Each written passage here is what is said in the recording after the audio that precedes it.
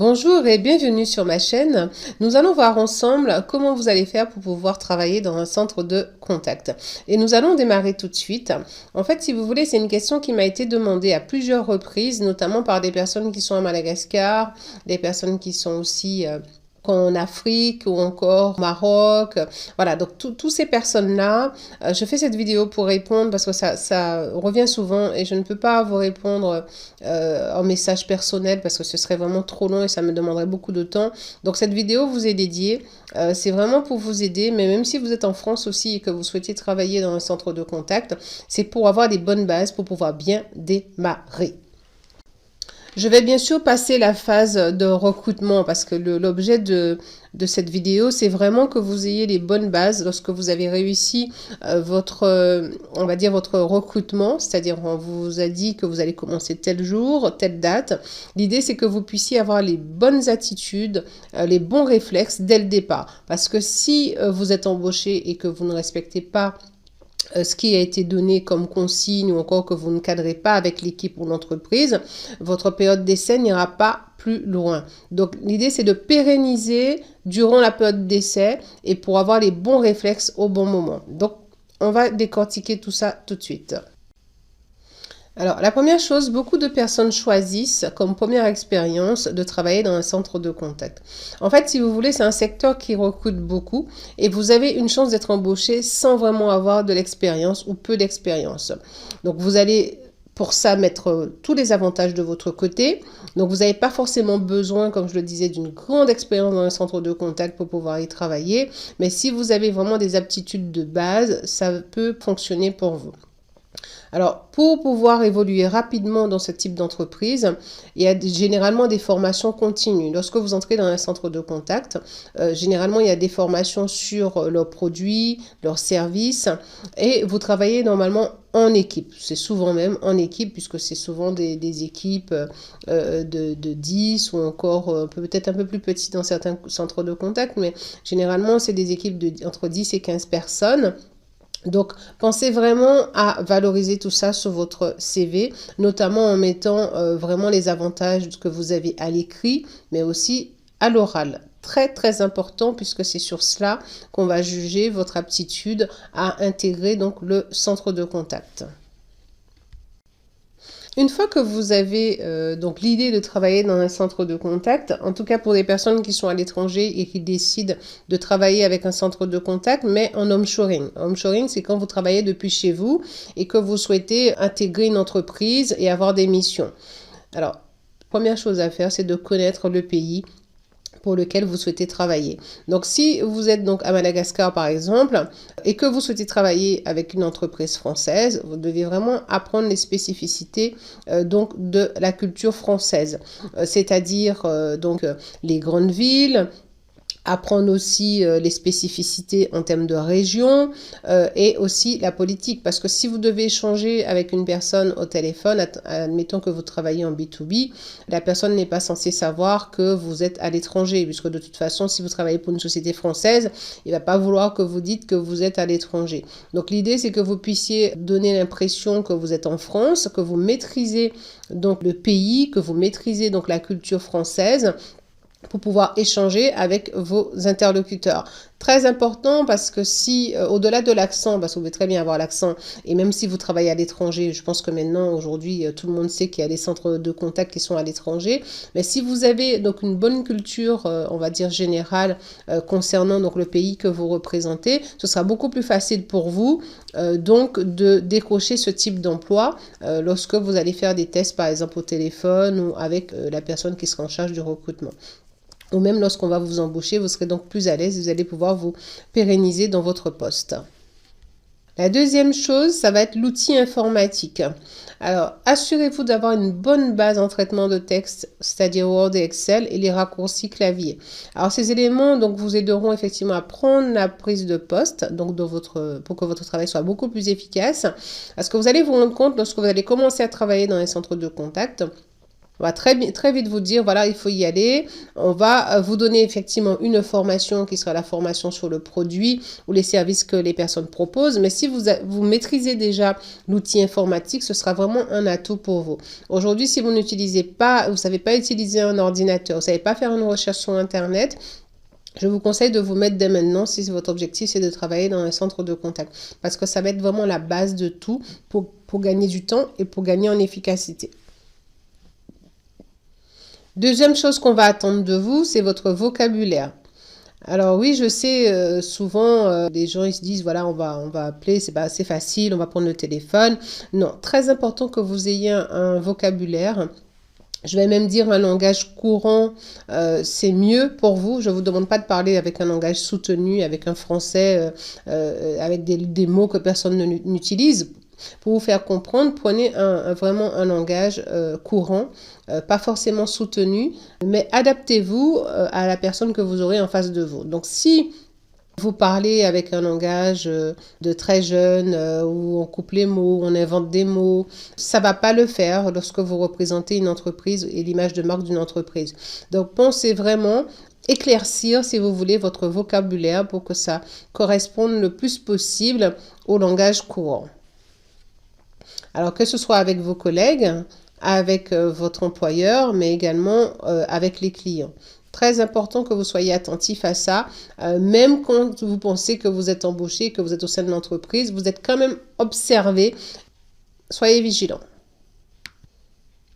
Ensuite, vous avez votre attitude. Alors, votre attitude générale, donc votre aisance, votre sourire naturel, votre capacité d'écoute, tout ça, c'est tout aussi important pour votre employeur. Donc, ce qui va se passer si vous êtes embauché dans une entreprise, donc là, je parle des deux, hein, que vous soyez en onshoring ou encore que vous travaillez dans un centre de contact, on va vraiment vous observer. On va vous observer, voir comment vous interagissez avec vos collègues, avec vos supérieurs, comment vous faites avec vos clients. Si vous êtes quelqu'un, vous êtes patient, vous arrivez à assimiler rapidement les choses, que vous vous intéressez au métier, que vous posez des questions, que vous êtes impliqué et que vous êtes quelqu'un agréable. Tout ça, ça va être des avantages pour vous pour pérenniser lors de votre période d'essai. Nous allons voir maintenant l'intégration. Lorsque vous intégrez donc une équipe, dans une équipe de centre de contact, on va observer aussi votre dynamisme. Alors dites-vous que votre attitude, si vous êtes nonchalant et que vous arrivez donc sur votre poste de travail, vous êtes déjà fatigué, vous n'avez pas envie d'être là, alors que vous venez d'être embauché, eh ben écoutez, vous n'allez pas faire long feu à ce poste. Alors ça, même si en plus vous vous intégrez pas à l'équipe, ça va pas le faire. Vous êtes censé être embauché pour aussi soutenir l'équipe qui est en place. On vous embauche pas par plaisir, on vous embauche parce qu'on a besoin de vous. Donc gardez en tête, vous avez besoin d'un salaire. L'entreprise a besoin de vous, puisque du coup, la personne, ce qu'il veut, c'est une personne qui soit présente et une personne qui a envie de travailler, qui donne le meilleur d'elle-même. Donc, si vous venez avec nonchalant, même vis-à-vis de vos collègues, vous n'avez pas envie d'être là, ça vous gonfle, et vous montrez que vous n'êtes pas content, les collègues, entre eux, ils parlent, hein. Donc, ils vont parler, ça va remonter à votre chef d'équipe, et finalement, votre période d'essai, ça ne va pas aller plus loin. Attention à votre intégration.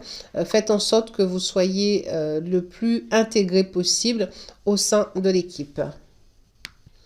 Alors, vous verrez aussi que dans un centre de contact, vous devez faire attention aux horaires de travail. C'est l'un des métiers où c'est très, très, très important d'être à l'heure. Donc, de toute façon, dans tous les métiers, on va vous demander d'être à l'heure.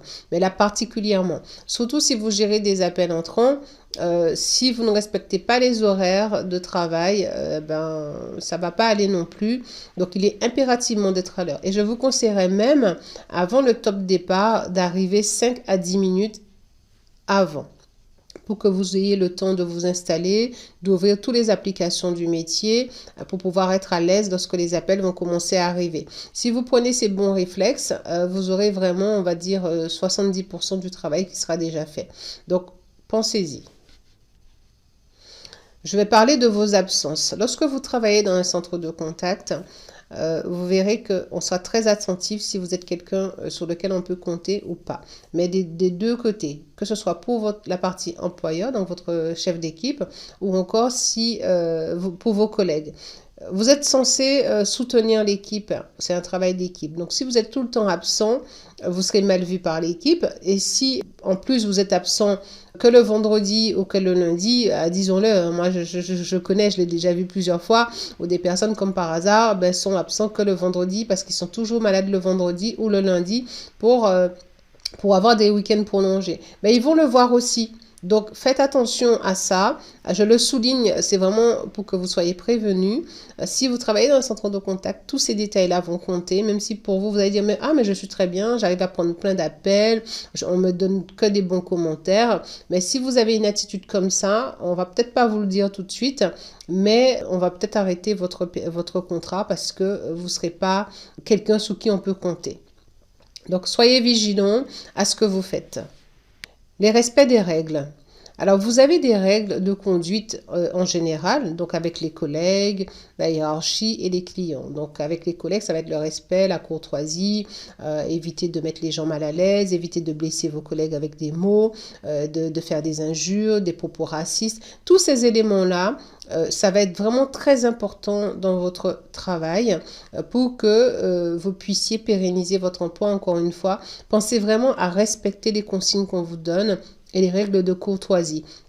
Je sais, mais si vous avez un client difficile et que vous vous emportez alors que vous venez d'arriver, même si vous êtes là il y a quelques mois, c'est pas une attitude à avoir. À partir du moment que vous travaillez dans un centre d'appel, que vous avez eu une formation, c'est que vous êtes le professionnel. La personne qui vous appelle, c'est pas lui le professionnel du téléphone, c'est vous le professionnel du téléphone. Donc, vous devez avoir un self-control dans toutes les situations. Donc, pensez à respecter les règles, vous êtes observé et souvent écouté. Donc, pensez-y.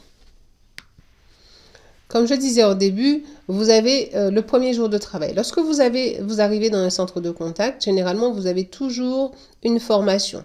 Alors, ayez de quoi noter. C'est vraiment la base, que ce soit par la suite ou au début. Ayez toujours de quoi noter. La prise de notes, c'est très, très important. Si vous arrivez dans un centre de contact, n'attendez pas qu'on vous donne forcément un bloc-notes, un crayon pour écrire. Vous partez pas en touriste, vous partez pour travailler. Donc, préparez donc de quoi noter, un stylo, un bloc-notes, de manière à être organisé. Donc, soyez prêts. Ça va être des détails pour vous, mais qui ont leur importance. Donc, on va faire attention à vous, puisque vous venez d'arriver. Vous allez être observé. Donc, ayez les bons réflexes dès maintenant.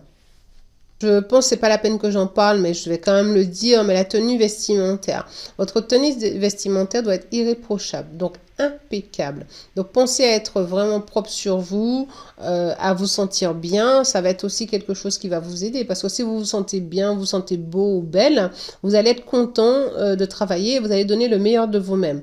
Donc, tenue vestimentaire irréprochable. Et pour finir, si vous voulez vraiment aller beaucoup plus loin sur les métiers de la relation client à distance, pensez à vous former, que ce soit sur les appels entrants, les appels sortants, la prise de notes, la vente, qui est les métiers commerciaux, détection de projets et autres.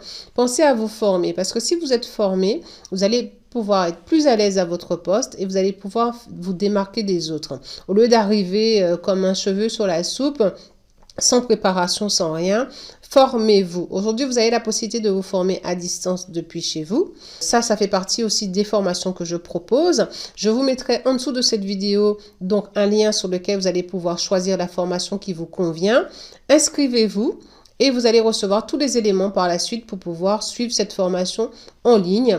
Et vous avez également des séances de coaching. Je vous dis merci de votre attention. Donc, n'oubliez pas, vous pouvez vous abonner à ma chaîne pour ne rater aucune vidéo. Je vous dis à bientôt. C'était Claudine.